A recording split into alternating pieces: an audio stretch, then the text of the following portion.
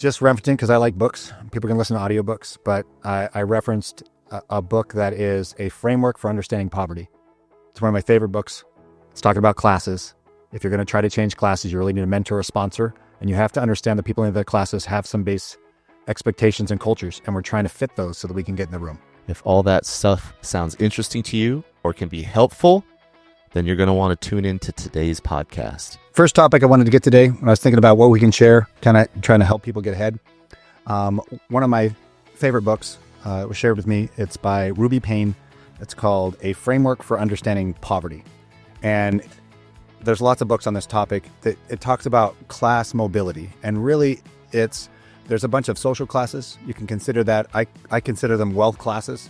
But if you're trying to get ahead in life, realistically, you're trying to climb this ladder. Everyone's trying to do that. And there's struggles, opposition to it. And so there's some concepts in her book that try to help people be more successful at bridging these classes or doing these steps up. And so I wanted to talk about a few of those concepts today, maybe share some of our stories on it and see if that can help relate to some of our audience. But being that we are the Midlife Fight Club, it is a fight to get ahead, and this might be some of the stuff holding us back. So let's see if we can use this as a concept today for our audience. I love it. It's a fight to get ahead. It's a fight to stay ahead. And let's hear some of these concepts. So when you're trying to move social classes, there's in each class, there's accepted norms to fit in. And one of the things that they're really particular on is they're not innate. You can't hang around some wealthy people and then all of a sudden you just know how to behave around them and you're accepted in it. It has to be taught. And a lot of things in the books, it'll talk about having a mentor or having a sponsor or someone that's going to help you understand what it is. And sometimes it's the person that's going to help get you in the room. So on one of those concepts that I really liked as far as phrasing with mentors and sponsors, it says, the mentor will help you fit in. So they're going to coach and tell you the norms and what to do. The sponsor will help you get in. The sponsor has access to those spaces with those wealthy people or that class, and he's the one that's bringing you along. Most likely without the sponsor, you can't get in the room. So what comes first, the sponsor or the mentor? Do you need to be taught first before you get into the room? Man, so I can only speak from experience. Both ways are awkward if you don't have, I had a sponsor that just was putting me in rooms and figured it would fit at some time. And because I was his friend, he didn't care if the people there rejected me. He was going to bring me there as many times as possible and it was going to work out. And I will tell you that is very awkward. But if you're hungry and you're trying to make it, you'll find a way to get ahead. I don't love that approach because first impressions is really important. And you might burn a bridge with some of those people where you could have done it otherwise. So having a mentor that kind of teaches you some of that beforehand and then brings you to the space is very useful. I'm hoping some of what we're doing on the podcast today is going to be some of that mentoring, giving people some of those cues. Or if you really like the book, dive into it. It has a whole bunch on learning what you're going to need in these different classes. And then if a sponsor can get you in, at least you had some framework to try before you get in there. Excellent. The concept was mind-blowing to me when I first heard it because I always just carry myself as honest. I'm like, if I'm just being honest and I'm genuine, I just want to help people. It doesn't matter the room I'm in, it's going to work. It doesn't work. There's psychology to it. And it's not like they're trying to keep you out. It feels like that. But if you don't know their norms and their social cues and you're thrown into that space, you stand out and you're really awkward. And it's not like someone in that room that doesn't know you from anybody is going to walk up and teach you the rules. Like, here, let me show you how it's done. Like, it doesn't work that way. Yeah. So it's going to feel like, here's a rich, snotty person that doesn't want you in their social circle. But really what it is I'm showing them that I don't know the cues. I don't belong in this room. I don't know how to be here. And if a mentor had given me that, and like my sponsor that took me to the rooms and just threw me in the deep end and said, he'll figure out how to swim. After doing it and failing several times, I learned the rules. And when he brought me to a future one, I could come in the room and work right. And then conversation happens. And now you can get the introductions and you can pick up and work with these clients. They want to work with people that have a certain level of similarity to them. One of the things they talk about in the book is vocabulary. And I know a lot of people would probably hate this. I came from Henderson, like nothing educated. I had to learn levels of vocabulary. I would call it my street, but it's like, we call it Hendertucky. Oh, yeah. Like I use the word ain't a lot and my wife hates it. It's just, she's like, it's not an educated sounding language, but it's what I was brought up in. So it's this casual language that's too low if you're working with a certain level of professional. So as you go up the classes, there's certain vocabulary that's acceptable and certain ones that aren't. Interesting. And if you don't know those, And that's where a sponsor or a mentor is going to help you know those cues. You don't fit in. And as soon as you're in that room and let's say I'm being that honest guy, I'm just being honest. I'm just talking. But everything that's coming out of my mouth is just advertising to these guys. I'm not on your level. I don't work in your class. I don't understand your class or how your money needs or things are. And then I'm saying, hey, let me be your tax guy. And in retrospect, I look like a fool. I'm not showing them in any way that I actually know what's going on. But coming out of my mouth, I'm like, no, I can do your taxes. I know I can do a good job. Very interesting. So before we get too far into this, when you talk about, just in case viewers don't understand, when you talk about getting into a room, it's about getting into a room full of other professionals of some sort who you're trying to earn business from to grow your CPA firm at the time. For me, 90% of the time, I was trying to get in a room full of either really wealthy professionals to have as clients. A lot of times it was doctors. Like they use tax structures. They make really good money. There's enough value for them to want to pay for my services. That was the space I was trying to get into. Okay. I want to talk over another couple of concepts that we had on here. One of them said that without guidance, mobility feels a lot like betrayal of your old identity and a failure at the new one. So I might feel like where I'm comfortable is hanging out with all my friends from high school, but they're not going to help me get in any of these rooms if I'm trying to climb or build a business or I want this bigger clientele. And as I move into that space, trying to learn their language and speak their way, and I'm trying to get comfortable with that, so from a sales standpoint, I can close the sale when I'm in that room, there's a part of it where I don't feel like I'm being genuine. Sure. But really what you're doing is just learning that culture, so in the space you can carry yourself properly. I don't think anybody wants to be awkward in the space. You don't want to, you just don't know. Once you know, you'll carry yourself properly. I'm not changing who I am to change vocabulary or to show this person that I can actually relate to them. I actually understand what your lifestyle is like. If you can't show that, do they really want to use you? Because they're going to use somebody that already does.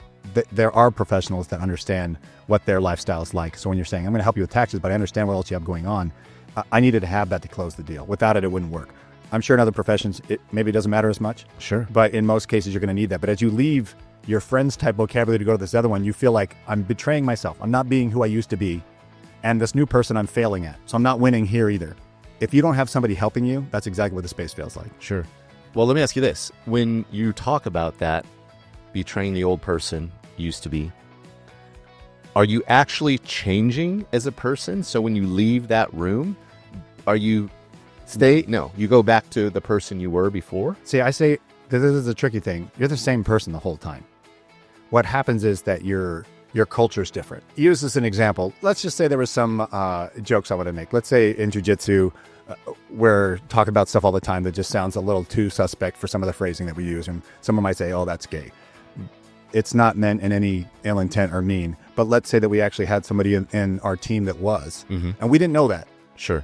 And when it came up and we're just saying it like a joke and it hurts that person's feeling, we would never want to do that to the person. Once I'm aware that that person's there and I see them as a person and I care about them and I don't want to hurt their feelings, I'm not changing who I am. The joke is still a joke to me. But if I understand that that's offensive to the person there, I'm not going to do it anymore. I'm going to change how I communicate in the room when that person's present.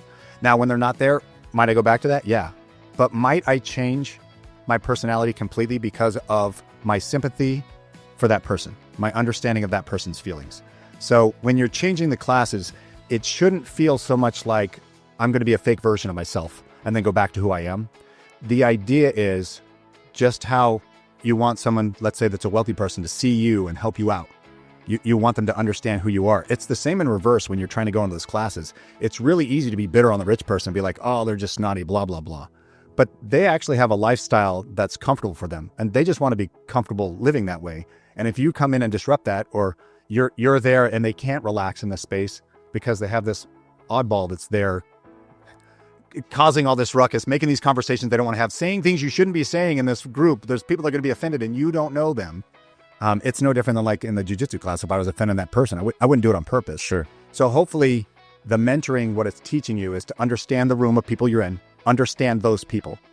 Now you can communicate to them properly. It's not selling out yourself at all. You should stay your same core. If you value that, you should stay the same core that you always were, but you're understanding the room so that you can communicate to them better. And if you're not doing it from that empathy, sympathy type space, you're doing it wrong. The whole idea is not to be a fake person. Sure. To close the room. One of the stories I wanted to share, my Instagram is Best Dressed CPA, which I always really like, but we'll dive into how I got into that space. One of the people that always sponsored me, a guy by the name of Chip Wallace, really good in the medical doctor space. He did, I'll just say broadly, insurance-related work, but made them so much money that all the doctors wanted to work with him because of how much revenue he increased in the business. So very influential, knew a whole bunch of doctors. And so if he said, hey, I want you to meet with this guy, almost all of them are going to meet with me, whether they wanted to or not, because of their connection with him. Sure. So he was sponsoring me and getting me into this space. And I remember that he brought me to meet 2 doctors. Now, when I first started my own practice, I was 29. I had 7 years of experience. I really felt like I had enough experience that I knew how to run structures. I'd seen a lot of stuff done wrong. I knew how to do the structures I was doing, but I was incredibly young. No gray hair yet at that point. It makes me look more reliable. He would bring me and he's like, hey, you're going to meet these 2 doctors today. They're part of this group. He had some business that Hold on. Was that an example of saying the wrong thing in a room? No. Okay. Because that's something I would say in a room. Funny as hell. That is exactly something I would say in a room, and they'd be like, who the fuck is this guy? No chance. See, we're good. Okay. That's the cultural level we want to be on. Okay. You might get somebody else that's offended by it, but we're safe. This is our safe space. All right. So he brings me and he's like, hey, I'm going to have you meet with these 2 doctors. This is what they have going on. I know their structure. It's an S-Corp structure, really common. So I'm going to come in and I have to be able to ask them some questions about what they have going on and then tell them some things that I can do to improve their structure. I have to, in what I'm hearing, I have to hear something and I can use my experience of strategies to say, hey, here's a similar strategy I've used for somebody else. Have you done that before? Something to get a hook so I can get more time with them. I'm wearing a suit and a tie and a pocket square that matches, but this is like a suit from Macy's, or maybe I bought a suit from the Banana Republic outlet store for $200. Like it's just whatever I can do to make it work. But it's not that my stuff didn't combine, but just a general suit fits you kind of loose. And if you have like a custom suit that's made to fit you, it fits your body exactly and it's tight and it's fitted in your shoulders and different spots so you can tell. So I'm going into a room with these doctors that are in the space of they wear all the fitted stuff. They have a Rolex out their sleeve. I am walking in and just, I hope this suit's good enough. And this is me dressing as best as I can to be professional. And I walk in and as soon as I walk in the door, the one doctor can't help himself. He's laughing. It's genuine. He just laughs. His first visual of seeing me walk in the room is to laugh. And this is me like nervous young guy trying to get ahead. I'm like, man, I just hope I can close the sale. Dude's laughing. He's looking over the other guy, knocks him and says something. I'm walking around this conference table before I even get to him. Sit down, have the conversation. I'm trying to close these guys. There is nothing in that meeting where I got a yes that we're going to do work. I went over the stuff that I could. I left. It was like, I'll have to come back around, circle it later. This is what it is. That one wasn't even my communication. There was a level that they wanted to see in the person that walked in the room. And if I didn't have it, I wasn't their guy. Interesting. And so that was my first experience with really coming with, I thought I had tools. I had the knowledge. I know I could have saved them money. I guarantee if I looked at their stuff because I was really proactive, that I probably could have saved them some money. But I was never going to get that opportunity because as soon as I walked in, I was telling them, I'm not your guy. I took that. What year was this? We were going back really far. Maybe 2007? So 18 years ago. Yeah, maybe. Do you think that still holds the same today? 100%. Really? Yeah. Because I work with a lot of the doctors. Yeah. And I sponsor people in the room. And I tell them beforehand what they're going to have for phrase or what this guy sees as important so that they can have the right conversation to get hooked. Interesting. Because if you know that people can do the job right, but they're not going to see, you can't even get to that space. Yeah. And, you know, in today's world where everyone's like, I just want to be seen, it's really what you want with those people. They want to be seen as well, but they're not saying that out loud. And so we just see them as snotty rich people. But I took that. Well, to laugh at someone's appearance when they walk into a room. Dude. I don't think you would stand for that these days. No. Well. Not with 20 years of grappling experience and a black belt. There's only so much you can do. They're like, Doc, I'm taking you out. Now I can't work on you or any of your friends. That story just makes me upset to my stomach. Does it? Yes, I don't like that. I don't like people like that. So here's the space, that's extremely rude. They didn't end up being my clients. But I can take this space of rejection or whatever you want to take it. And I can say, I'm going to give up. I'm going to quit the space and I'm just going to work off the referrals and people that I know. And I'm never even going to try to go to that space. Yeah. But because I stayed in that space and I kept working with doctors and there's lots of things I did to get better. I ended up finding one of my top best, changed my life mentor doctors in Alan Arnold, really good guy. And I would have never been ready to meet him and to work with him the way that he needed without that. Without that rejection. Yeah. Hmm. Super. Understandable. It's understandable. But it's what you're going to do with the tools. Yeah, you're still mad. You're like, I am. guy. I am still mad. Punch that guy. I'm over it. So I took what I learned there, and I said, at some point as my business grew, I'm like, I have to dress the part. I know there's certain rooms I can't close. I don't know why. I mean, I could say I don't need to be in this room. If they don't want me there, I don't need to be there. But I was like a challenge to me. I'm like, nah, I can do this because Sure. I knew the skills I had were good enough. I could get them to listen. Yeah. Best dressed CPA is what gets him to listen, which is silly.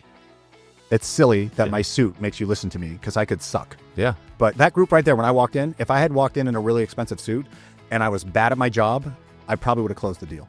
Yeah. That's wild to me. But yeah, I did the route. I hear you. I got a suit game that worked. I found a guy out of Thailand that can make custom suits, but for $500. So I'm not spending $5,000 on a suit because I can't do that either. And the suit got people to listen to me. Mm-hmm. And then I threw all the suits out on Instagram as my best dressed CPA. Yeah, you do have nice suits. But the suit, that one experience was a failure. Yeah. But what it taught me was what was off. And I'm like, okay, what I need to do to fit in this group, my suit's off. Even though my suit was great for me, if I want this space, I'm going to have to dress differently so that they'll listen to me. Yeah.